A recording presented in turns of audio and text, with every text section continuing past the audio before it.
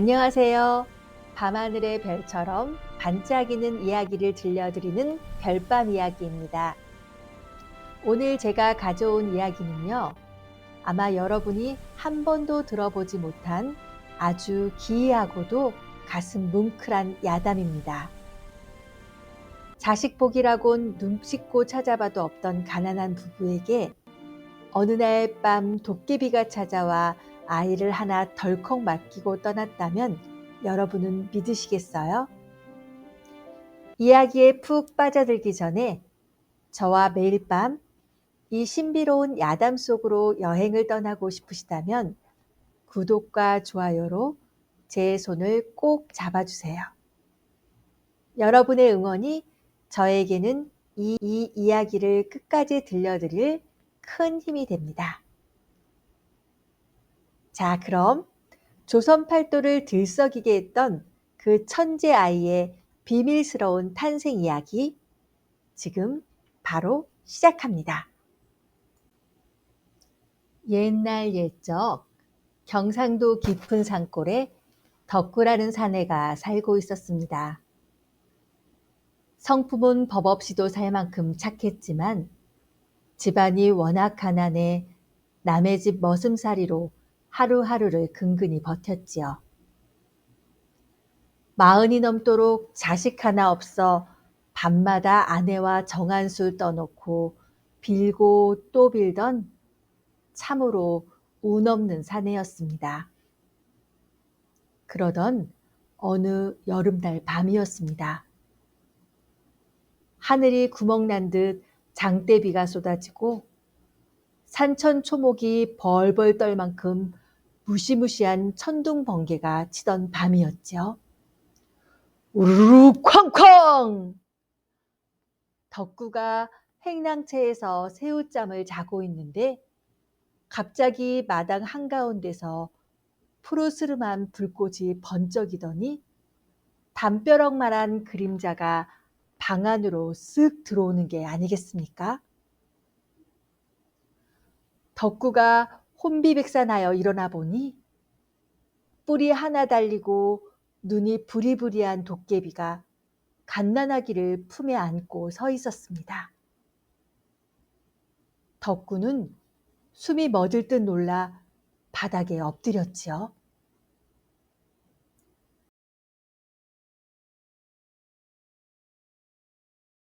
그때 도깨비가 쩌렁쩌렁한 목소리로 말했습니다.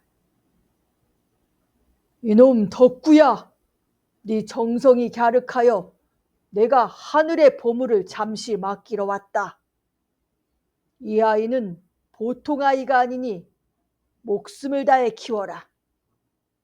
만약 이 아이의 몸에 흠짓 하나라도 난다면 이놈 목숨은 물론 이 마을 전체를 불바다로 만들 것이다. 도깨비는 껄껄 웃으며 번개처럼 사라졌고 그 자리엔 비단 강보에 쌓인 아기가 방긋 미소 지으며 누워 있었습니다. 비바람이 몰아치는 밖과는 달리 아기 주변에선 은은한 꽃향기가 났고 아이의 이마엔 북두칠성 모양의 점 7개가 별처럼 빛나고 있었지요. 덕구는 떨리는 손으로 아기를 품에 안았습니다. 피 한 방울 섞이지 않았지만 아기를 안는 순간 덕구의 가슴 속에선 뜨거운 눈물이 솟구쳤습니다. 오냐, 내 손톱이 다 닳아 없어지는 한이 있어도 너만은 지켜주마. 하지만 덕구는 꿈에도 몰랐습니다. 이 아이가 훗날 조선의 운명을 바꿀 천재가 될 것이며 동시에 그 천재성 때문에 덕구의 목숨이 몇 번이나 위태로워질 것이라는 사실을 말이지요. 덕구는 아이의 이름을 만 가지 복을 누리라는 뜻으로 만복이라 지었습니다. 그런데 이 아이 커가는 모습이 예사롭지 않았습니다. 태어난 지 석 달 만에 걸음마를 시작하더니 돌도 지나기 전에 마을 어른들의 말을 다 알아듣고 대답을 하는 게 아니겠습니까? 가장 놀라운 일은 만복이가 3살 되던 해 어느 가을밤에 일어났습니다. 덕구가 마당에서 멍석을 짜고 있는데 만복이가 아장아장 걸어 나와 하늘을 한참이나 올려다보더니 이렇게 말하는 것이었습니다. 아버지, 내일은 일찍 일어나서 지붕 위에 말려둔 고추를 다 걷어들여야겠어요. 밤에 큰 비가 올 거거든요. 덕구는 허허 웃으며 대답했습니다. 만보가 지금 하늘에 별이 저렇게 총총한데 무슨 비가 온다는 말이냐? 하지만 만보기는 진지한 얼굴로 마당 구석에 줄지어 지나가는 개미들을 가리켰습니다. 개미들은 높은 곳으로 집을 옮기고 있어요. 그리고 달무리 주변에 구름이 모여드는 걸 보니 이건 보통 비가 아니라 큰 물, 홍수가 날 징조예요. 아니나 다를까 다음 날 정오가 지나자 갑자기 마른 하늘에 날벼락이 치더니 마을 앞기울이 넘칠 만큼 폭우가 쏟아졌습니다.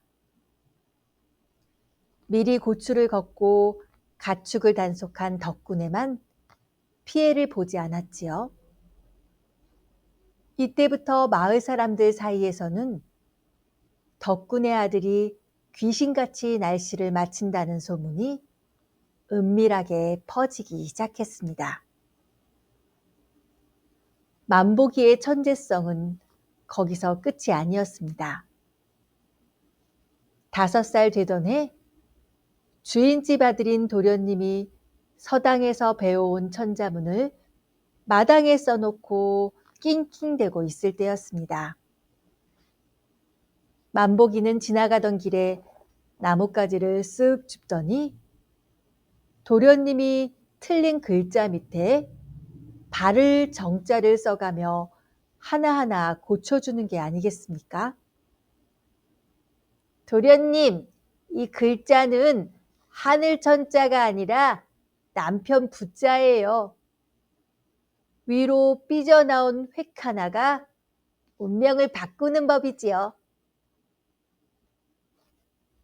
마침 사랑새에서 이 광경을 지켜보던 주인 대감은 입이 떡 벌어졌습니다. 머슴의 자식이 가르쳐주지도 않은 글을 읽는 것도 모자라 그 뜻을 풀이까지 하다니. 대감은 기특하면서도 한편으론 묘한 질투심과 두려움이 생겼습니다. 이 아이는 장차 용이 될 아이구나. 하지만 머슴의 자식으로 태어난 것이 독이 되겠어. 만보기에게는 누구에게도 말하지 못한 비밀이 하나 더 있었습니다. 밤마다 만보기의 꿈속에 뿔 달린 도깨비가 나타나 그 알 수 없는 비법이 적힌 책을 보여주며 그를 가르치고 있었던 것이죠. 만보기는 여느 아이들처럼 제기차기를 하고 놀다가도 문득 멈춰서서 산 너머를 뚫어지게 바라보곤 했습니다. 아버지, 저 산맥의 흐름이 끊겼어요. 조만간 이 나라에 큰 비바람이 불어올 것 같아요. 덕구는 가슴이 철렁 내려앉았습니다. 아들의 천재성이 자랑스럽기보다 행여나 이 비범함이 영모의 굴레로 돌아올까 밤마다 뜬 눈으로 지새웠지요. 결국 덕구는 결심했습니다. 만보가 이제부터 남들 앞에서는 절대 그를 아는 척해서도 미래를 맞히는 척해서도 안 된다. 너는 그저 바보처럼 웃기만 하거라. 자식을 지키기 위해 천재 아들에게 바보가 되라고 강요해야 하는 아버지 덕구의 심정. 과연 만보기는 그 넘치는 재능을 숨기고 평범한 머슴으로 살아남을 수 있을까요?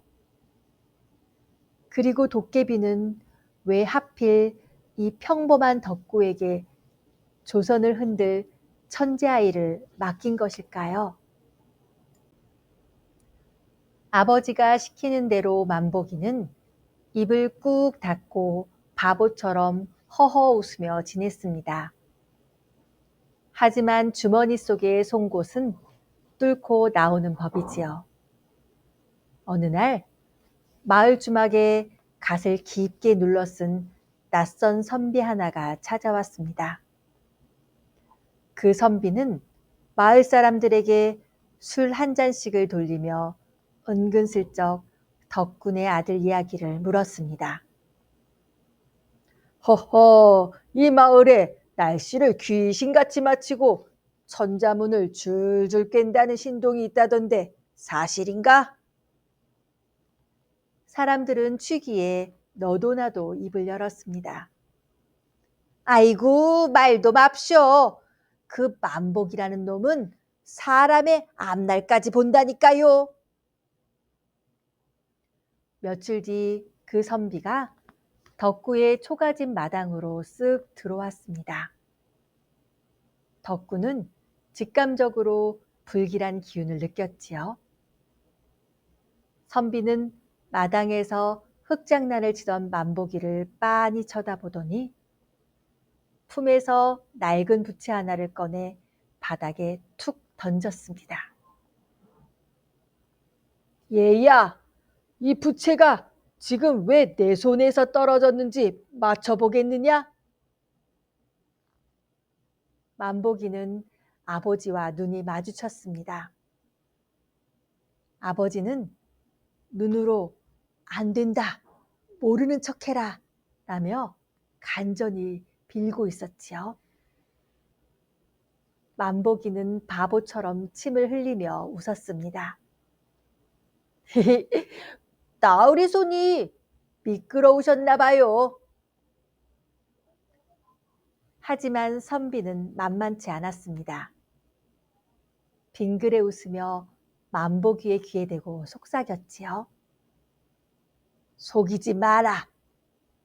네 이마의 7점이 북두칠성의 전기를 타고났음을 내 이미 보았다. 네가 입을 열지 않는다면 네 아비의 목숨이 위험해질 수도 있는데 그래도 입을 닫겠느냐?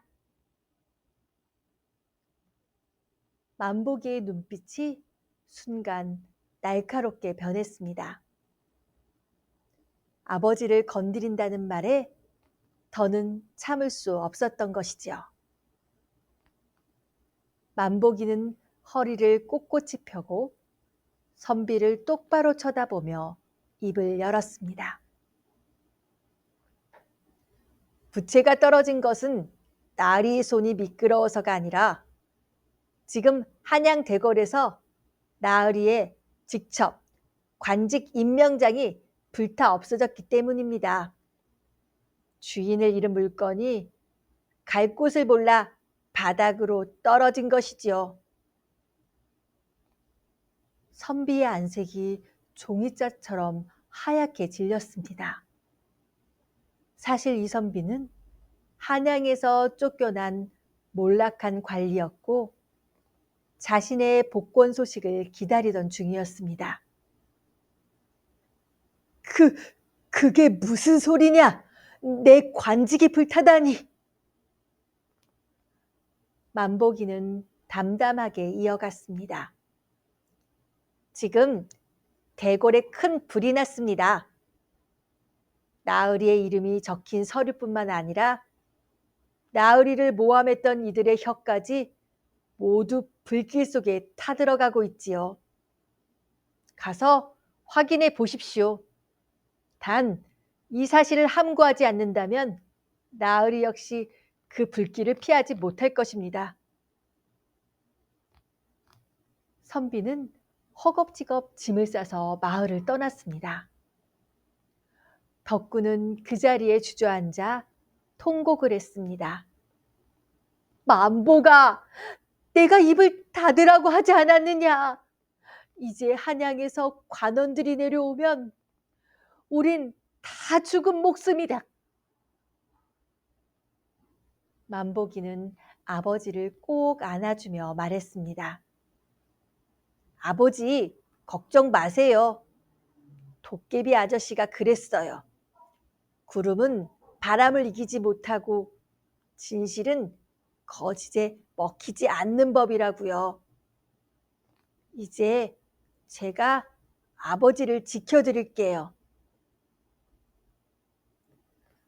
하지만 만보기의 예언대로 한양 대궐에서 정말 큰 불이 났고 선비의 모함은 밝혀졌지만 동시에 경기도 산골에 미래를 보는 요물이 살고 있다는 소문이 임금님의 귀까지 들어가고 말았습니다.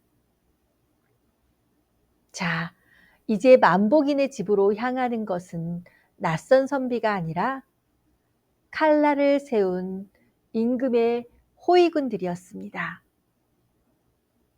덕구는 과연 이 거대한 폭풍으로부터 아들을 지켜낼 수 있을까요?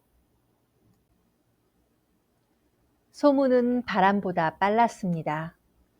며칠 뒤 평화롭던 덕군의 마을에 자욱한 먼지를 일으키며 시퍼런 칼날을 찬 금군들이 들이닥쳤습니다. 마을 사람들은 겁에 질려 문을 걸어 잠갔고 만복인의 초가집 마당은 순식간에 관원들로 가득 찼습니다. 개 아무도 없느냐? 한양 대궐의 불을 예언하고 인심을 현혹한 요물이 여기 산다 들었다. 당장 그 아이를 내놓아라. 관원의 서슬퍼런 호통에 덕구는 사지가 떨려 제대로 서 있지도 못했습니다. 덕구는 마당으로 기어나가 머리를 땅에 박았습니다. 나으리 살려주십시오. 제 자식은 그저 몸이 아파 헛소리를 잘하는 바보일 뿐입니다.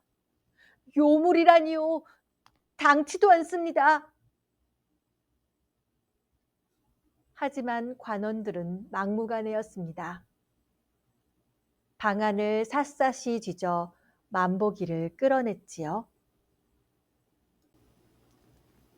만보기는 호적삼 차림으로 끌려 나오면서도 눈빛 하나 흔들리지 않았습니다. 오히려 아버지를 때리려는 관원의 손을 빤히 쳐다보며 나직하게 입을 뗐습니다. 그 손을 멈추십시오. 오늘 해가 지기 전 당신의 집 대들보가 무너져 노모가 깔리게 될 터인데 남의 아비를 때릴 시간이 어디 있습니까? 마당에 정적이 흘렀습니다. 관원은 콧방귀를 뀌었지요.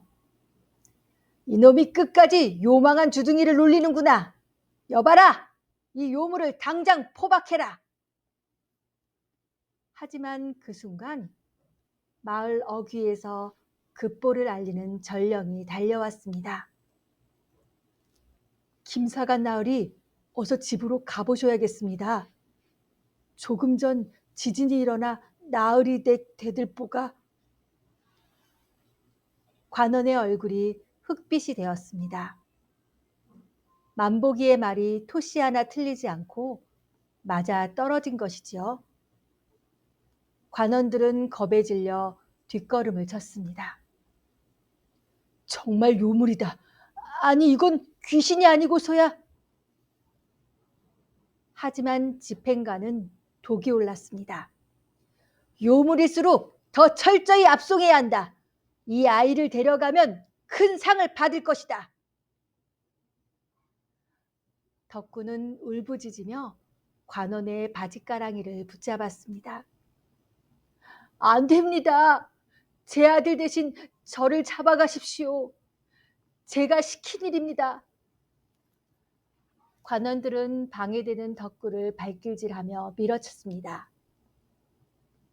만복이는 포승줄에 묶이면서도 아버지에게 미소를 지어 보였습니다. 아버지, 울지 마세요. 도깨비 아저씨가 준 보따리를 기억하세요? 장독대 뒤에 숨겨둔 그 보따리요.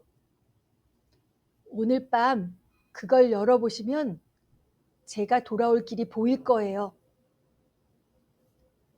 만복이는 가마가 아닌 거친 소수레에 실려 한양으로 압송되었습니다. 덕구는 피투성이가 된 발로 수레를 뒤쫓았지만 군마의 속도를 따라갈 수는 없었습니다. 해가 뉘엿뉘엿 저무는 길 위에서 덕규는 절규했습니다. 그날 밤 덕구는 만복이가 말한 장독대 위를 파헤쳤습니다. 그곳엔 도깨비가 아이를 맡기던 날 함께 두고 갔던 낡은 보따리가 하나 있었지요. 떨리는 손으로 보따리를 풀자 그 안에서 나온 것은 비단도 금덩이도 아니었습니다. 그것은 삐뚤삐뚤한 글씨로 도깨비 방망이라고 쓰인 낡은 나무 막대기 하나와 정체를 알 수 없는 푸른 가루가 든 주머니였습니다. 그리고 주머니 밑바닥엔 짧은 글귀 하나가 적혀 있었습니다.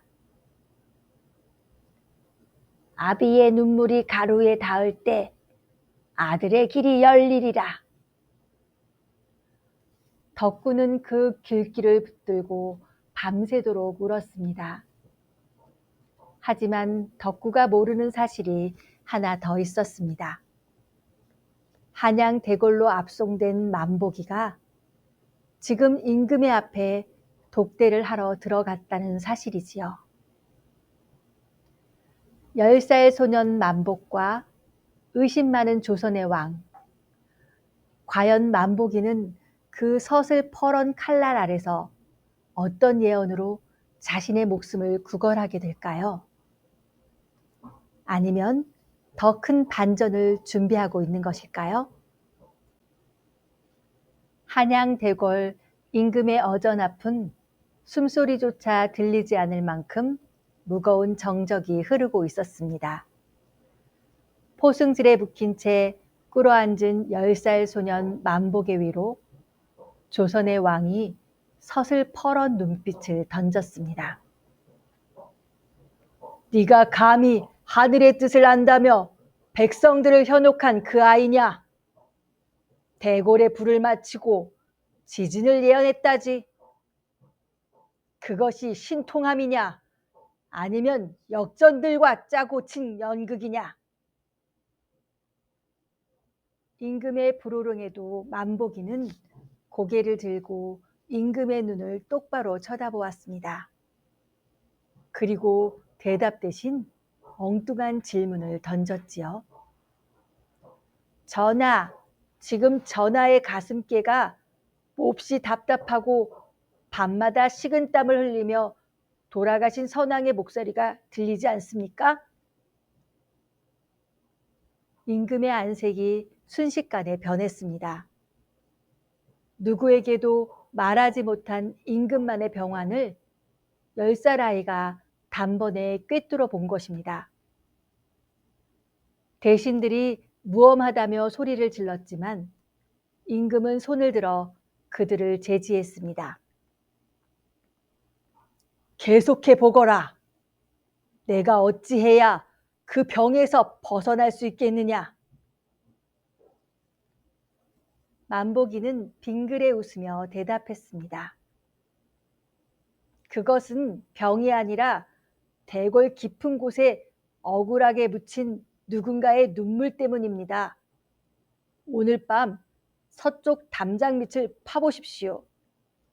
그곳에서 썩지 않은 비단 보자기 하나가 나올 것입니다. 그것을 찾아 원한을 풀어주지 않으신다면 전하의 목숨은 물론 이 나라의 국운도 장담할 수 없습니다. 한편 같은 시각 시골 마을의 덕구는 아들을 살리기 위해 도깨비의 보따리를 들고 한양으로 미친 듯이 달리고 있었습니다. 발바닥이 부르트고 피가 났지만 덕구는 멈추지 않았지요. 밤이 깊어지자 덕구는 아들의 목소리를 환청처럼 들었습니다. 아버지, 이제 가루를 뿌리세요. 덕구는 떨리는 손으로 푸른 가루 주머니를 열었습니다. 그리고 아들을 향한 간절한 눈물 한 방울이 그 가루 위로 톡 하고 떨어지는 순간 펑 하는 소리와 함께 덕구의 발밑에서 푸른 안개가 피어오르더니 덕구의 몸이 바람처럼 가벼워졌습니다. 덕구가 한 발을 내디디면 십리를 가고 두 발을 내디디면 고개를 넘었습니다. 도깨비가 준 축지법 가루였던 것이죠.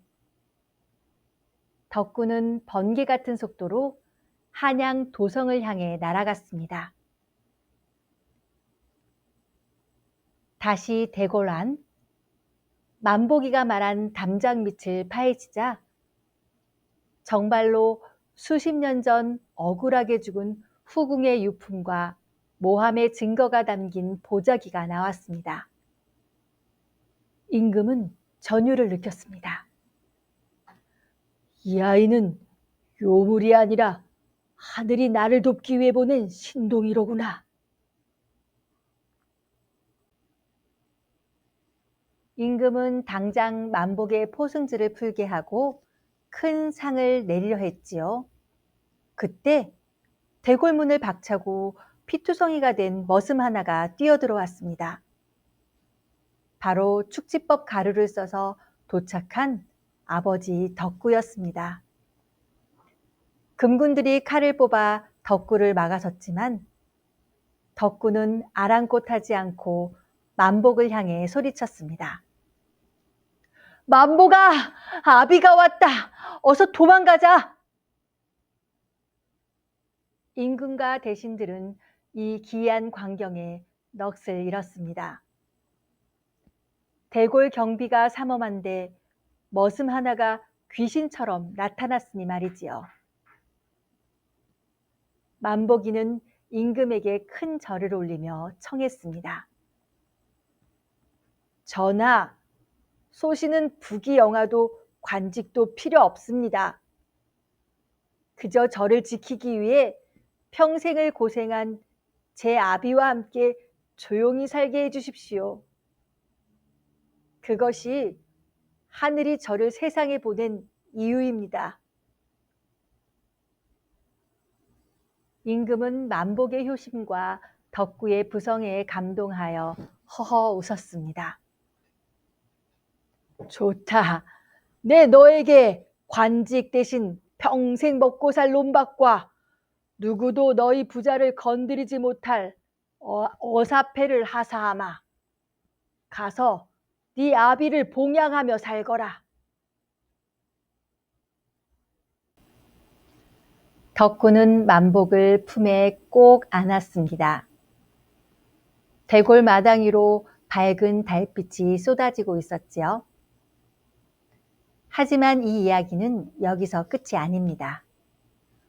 두 부자가 마을로 돌아가던 길, 숲속에서 다시 그 뿔 달린 도깨비가 나타났거든요. 도깨비는 덕구에게 의미심장한 미소를 지으며 마지막 선물을 건넸습니다.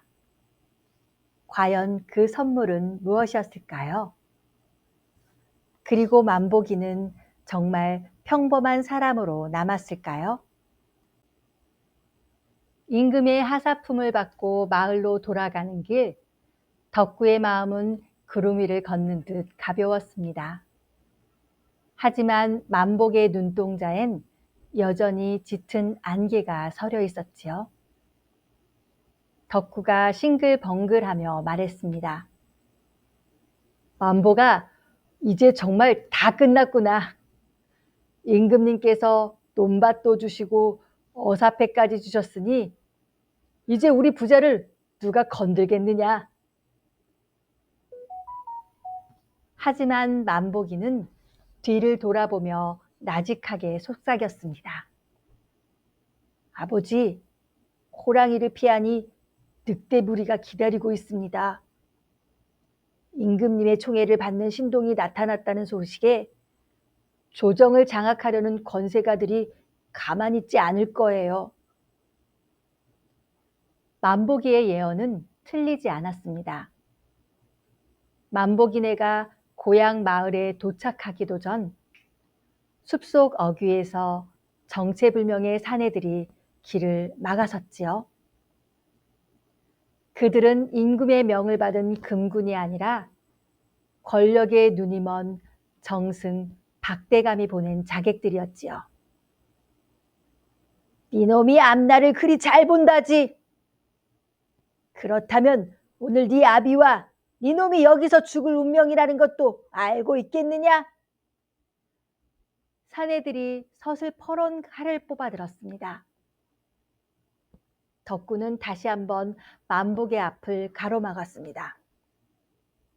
이놈들! 임금님께서 하사하신 어사패가 보이지 않느냐? 감히 어느 안전이라고. 하지만 자객들은 코웃음을 쳤지요. 죽은 자는 어사패를 들 수 없는 법. 여기서 너희를 죽여 산 짐승의 밥으로 만들면 임금인들 어찌 알겠느냐? 칼날이 덕구의 목을 향해 날아들던 그 찰나 만복이가 품속에서 도깨비가 주었던 그 낡은 나무 막대기, 즉 도깨비 방망이를 꺼내 땅바닥을 강하게 내리쳤습니다. 쾅! 순식간에 맑았던 하늘이 컴컴해지더니 사방에서 수천 마리의 도깨비불이 번쩍이며 자객들을 애워쌌습니다. 아니, 이게 대체 무엇이냐? 귀신이다! 도깨비가 나타났다! 자객들은 비명을 지르며 제풀에 넘어져 도망치기 시작했습니다. 자객들이 사라진 뒤 어둠 속에서 껄껄거리는 웃음소리가 들려왔습니다. 이놈들 제법이로구나. 방망이를 제때 쓸 줄 알다니. 나무 위에서 거꾸로 매달린 채 나타난 것은 10년 전 만복을 맡기고 떠났던 바로 그 도깨비였습니다. 도깨비는 장난기 가득한 눈으로 부자를 내려다보며 말했지요. 덕구야, 너는 아들을 위해 목숨을 걸었으니 첫 번째 시험은 통과했다. 하지만 만복아, 너는 이제 선택해야 한다. 인간의 지혜로 세상을 평화롭게 할 것인가? 아니면 도깨비의 힘으로 세상을 네 발 아래 둘 것인가? 도깨비는 만복 앞에 2개의 주머니를 내밀었습니다. 하나는 금빛이 찬란한 주머니였고 하나는 평범한 흙이 담긴 삼배 주머니였습니다. 금빛을 택하면 너는 조선 최고의 권력자가 될 것이요. 흙을 택하면 너는 평생 고달픈 백성들의 벗으로 남을 것이다.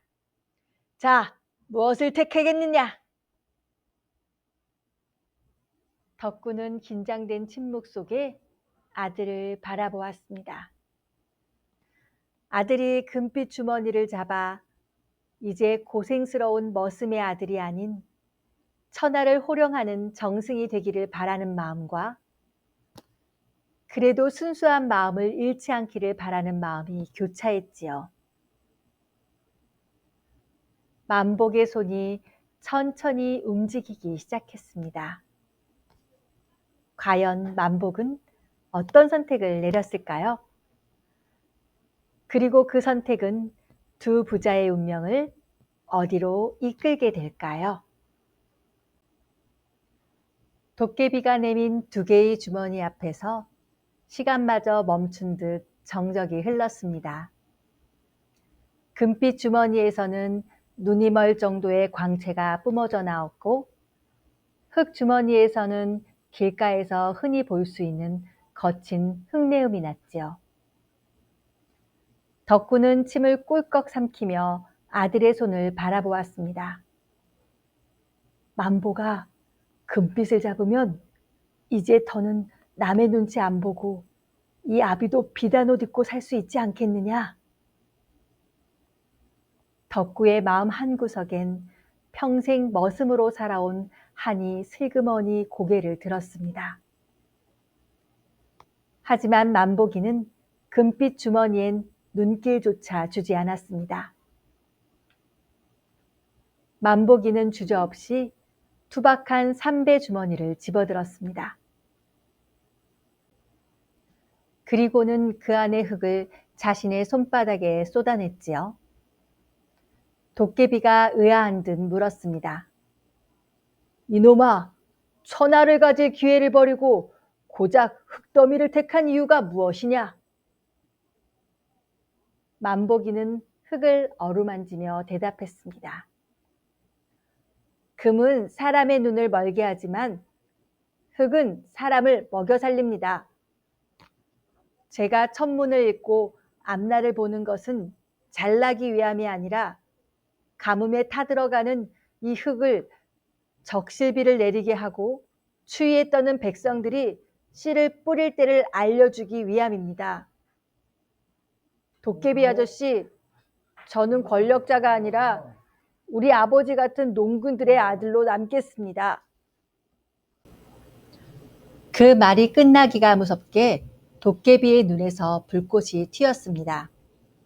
그러더니 껄껄 웃으며 손뼉을 쳤지요. 과연 하늘에 봄을 닿구나.